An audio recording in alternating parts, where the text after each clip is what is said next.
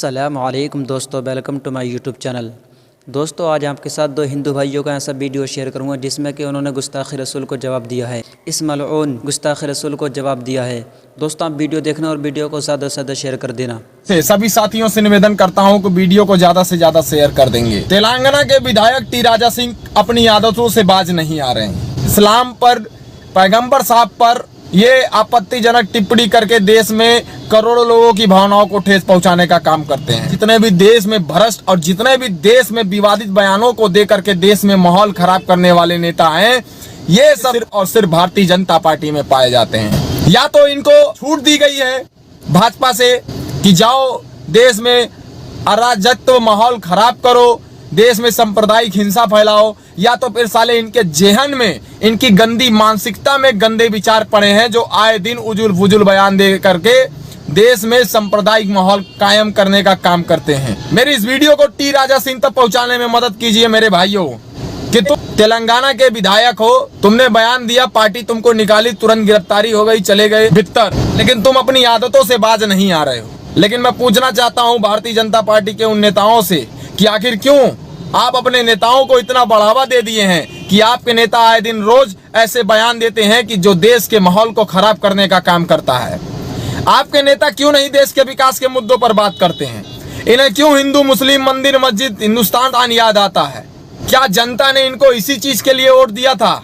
इनको इसी चीज के लिए जनप्रतिनिधि बनाया था? ये साले अपने मुद्दे भूल करके ये देश के उजुल फुजुल मुद्दों पर बात करते हैं जहां इसका कोई लेना देना नहीं होता है। मैं पूछना चाहता हूं कि आखिर क्या कारण है जो ये सब साले भांग पी करके सस्ती टीआरपी पाने के लिए ऐसा कृत्य करते हैं जहां लाखों करोड़ों लोग आपस में लड़ करके एक दूसरे मारने काटने के लिए उतारू हो जाते हैं। ये सिर्फ और सिर्फ किसके कारण? इन जैसे बहुरूपीय नेताओं के कारण।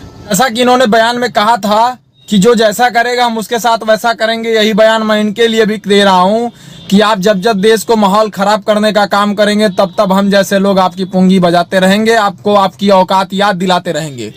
भारतीय जनता पार्टी को नसीहत है कि अपने नेताओं को सुधार ले। तो दोस्तों नमस्कार, मेरा नाम रविकांत भारती है। आप सभी को बता दें कि तेलंगाना में एक बड़बोला विधायक है भारतीय जनता पार्टी का, जिसका नाम है टी राजा सिंह। और यह टी राजा सिंह कभी यति नरसिंहानंद की तरह, कभी नूपुर शर्मा की तरह ऐसा विवादित बयान देना आज से नहीं, शुरू से इसकी आदत है। और टी राजा सिंह जब मुनव्वर फारूकी आ रहा था प्रोग्राम करने हैदराबाद में, इसको इतना मिर्चा लगा, उस प्रोग्राम को रोकने का प्रयास किया, लेकिन वहां पे केसीआर 1000 पुलिस कर्मियों को तैनात किया और कहा जहां भी नफरतबाज दिखे उनको कूटो। और नफरतबाज जहां दिखे वहां कूटे गए, पकड़ के अंदर किए गए। और वहां मुनव्वर फारूकी का प्रोग्राम तो हुआ, लेकिन टी राजा सिंह ने इसके एवज में मोहम्मद साहब की बेइज्जती कर डाली, मोहम्मद साहब के बारे में बहुत अपशब्द का प्रयोग किया। इसने वही बात कह दी जो नूपुर शर्मा ने कही थी, और नूपुर शर्मा से यह आगे भी बढ़ गया। आपको बता दें, ये बोल रहा है, एक गधा को कुछ इस्लाम की नॉलेज नहीं है। यह क्या कह रहा है कि जैद इब्न हरीथा मोहम्मद साहब के बेटे थे, और जो है मोहम्मद साहब जैद इब्न हरीथा के पत्नी से शादी कर दी। इस गधे को पता है जैद इब्न हरीथा की कहानी।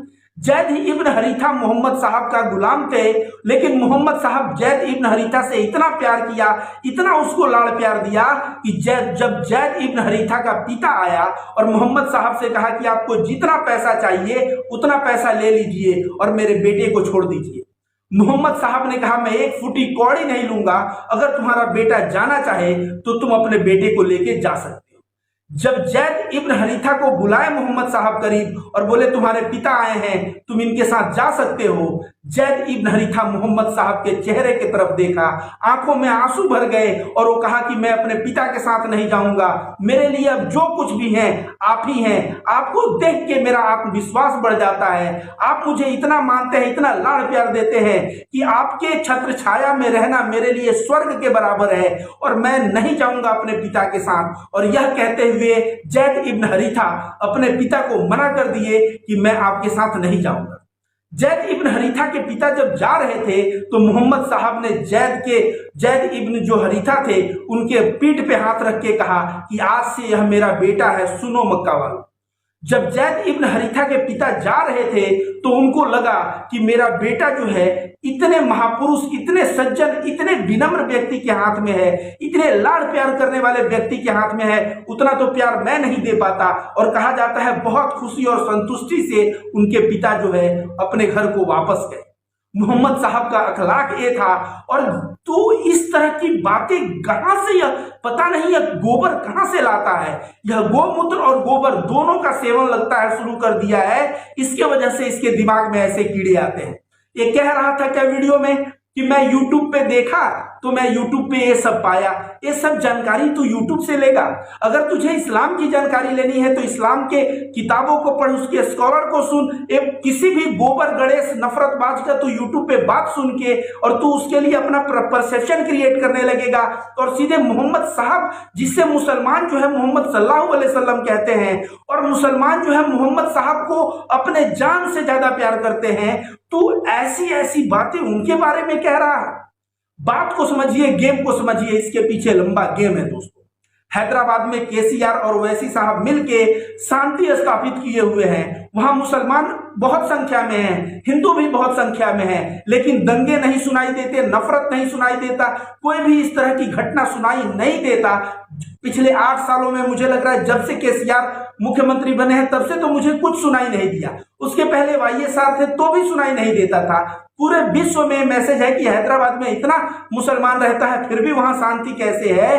अब यह मुसलमानों के भावनाओं को उग्र करना है ताकि उसमें से कोई भी मुसलमान उदयपुर की तरह अगर कोई घटना कर दे तो उस घटना को दिखा के पूरे इंडिया में जो है कि मुसलमान कट्टर होते हैं, तो मुसलमान ने जिहाद शुरू कर दिए, तो जिहाद गलत है, तो आतंकवाद गलत है। इस तरह से पूरे मुसलमानों को भारत में बदनाम करने का एक कार्य चालू हो जाएगा।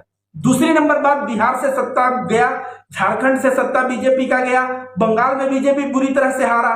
बीजेपी कहीं ना कहीं जानता है कि 2024 का जो इलेक्शन है, इस इलेक्शन में पूर्ण बहुमत आने में हालत खराब हो जाएगी, इसलिए वह तेलंगाना में अपनी राजनीतिक पृष्ठभूमि जो है खोज रहा है। और इसके लिए अमित शाह तेलंगाना जाते हैं। वहां ये लोग सोच रहे हैं कि कुछ सीटें तेलंगाना से जीत ले ताकि हम पूर्ण बहुमत से सरकार में आ सके। अब तेलंगाना के लोग तो बहुत ज्यादा स्टेटहुड की फीलिंग रहते हैं कि मैं तेलंगाना का हूं, मैं इस राज्य का हूं, मेरा राज्य महान। वहां पे हिंदू मुस्लिम चल नहीं पाता, तो ये राजा जो है इस तरह का बयान दिया ताकि जो है वहां पे कुछ हिंदू मुस्लिम इशू हो, मुसलमान उग्र हो, फिर जो है हिंदुओं को पोलराइज किया जाए और इस तरह से एक शांति से डूबा हुआ शहर हैदराबाद और शांति का एक प्रदेश तेलंगाना को ये लोग दंगे में झोंकना चाहते हैं, ये लोग दंगे का गढ़ बनाना चाहते हैं। ये टी राजा को मैं कहूंगा कि इसके पहले भी इसने बहुत बयान दिए, लेकिन ये कायर भी है, कायर है, मैं बोलूंगा ये कायर है। और आज ये कह रहा है भगवान श्री राम के लिए मैं अपने प्राण गंवाने को तैयार हूं। अरे गधा, भगवान श्री राम के लिए तू प्राण गंवाने को तैयार है तो किस भगवान श्री राम के लिए? भगवान श्री राम तो कभी नहीं बोले कि किसी का अनादर करो। भगवान श्री राम तो हमेशा शिष्टाचार सिखाए। भगवान श्री राम का अगर तू चरित्र देख तो अगर तू देखेगा कि जब भरत उनसे मिलने गए और बोले भैया नहीं, राजगद्दी पे आप बैठिए, मैं नहीं बैठूंगा, लेकिन भगवान राम बोले नहीं भरत तू बैठ। मतलब भगवान राम अपनी पूरी संपत्ति, पूरा राजपाट छोड़ के अपने भाई को देने को तैयार हो गए, वह उनका त्याग था। भगवान राम वनवास की जिंदगी जिए, वो उनका त्याग था। और तू जो है भगवान राम का नाम लेके इस तरह का पाप कर रहा है। अगर भगवान राम भी कहीं से इस चीज को देख रहे होंगे तो उनके सोचो उनको कितना बुरा लग रहा होगा। एक मैं बता रहा हूं कि ये लोग नफरतबाज हैं, इनका कोई धर्म नहीं है। ये टी राजा सिंह, ये सिंह नहीं है, यह हिंदू नहीं है, यह एक नफरतबाज है जिसका मंसूबा है कि भारत को किसी भी तरह से दंगे में ढकेलना, भारत में जो कम्युनल सांप्रदायिकता है उसको हिंदू मुस्लिम को आपस में लड़ाना। लेकिन याद रख, जब तक रविकांत भारती जैसे लोग हैं, सद्भाव सेना है, जब तक सद्भाव फाउंडेशन है, हम लोग हिंदू मुस्लिम एकता का जो है कार्य करते हैं और हम लोग भगवान श्री राम के आचरण को बताते हैं, भगवान श्री कृष्ण के आचरण को बताते हैं, मोहम्मद साहब के आचरण को बताते हैं। आचरण में कोई अंतर नहीं है, लेकिन राजा ये जो टी राजा सिंह है, इसके परवरिश, इसके अपब्रिंगिंग में अंतर है।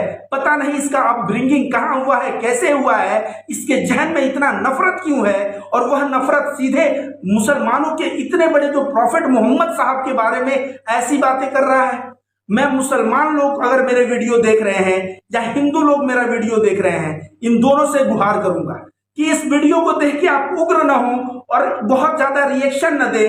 नहीं तो ये गधा जी, इसके मंसूबे ही यही हैं। और जो हिंदू भाई देख रहे हैं, आप सभी को कहूंगा कि आज एक एक वीडियो बनाइए और उस वीडियो में ये जो टी राजा सिंह है, इसको अच्छे से इसका क्लास लीजिए और मुसलमान भाइयों को जो है सिंपैथी दीजिए, सहानुभूति दीजिए कि ऐसे देश के गद्दार, ऐसे नफरतबाज देश में हैं, लेकिन हम लोग भी हैं, हम लोग जैसे हिंदू भी हैं। और जो है हिंदू धर्म हो या इस्लाम, यह सब प्रेम और सब सद्भाव सिखाता है। ये एक दो ऐसे आतंकवादी नफरतबाज पैदा हो जाते हैं जो देश को हिंदू मुस्लिम में बांटने का प्रयास करना ही इनका परम उद्देश्य है।